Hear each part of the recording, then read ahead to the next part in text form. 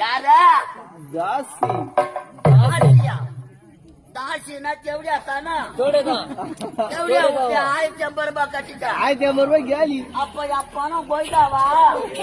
ஐயோ செவடியா madam செவடியா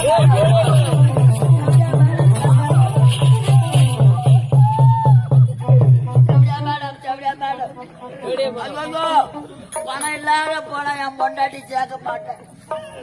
bill இல்லாத போனா எழுப்பது பீஸுக்காயிர பிடிக்க முடியும் மாமா வேலை போட்டே செஞ்சே உனக்கு மேடம் மேடம் செவடியா மேடம் செவடியா மேடம் மேடம்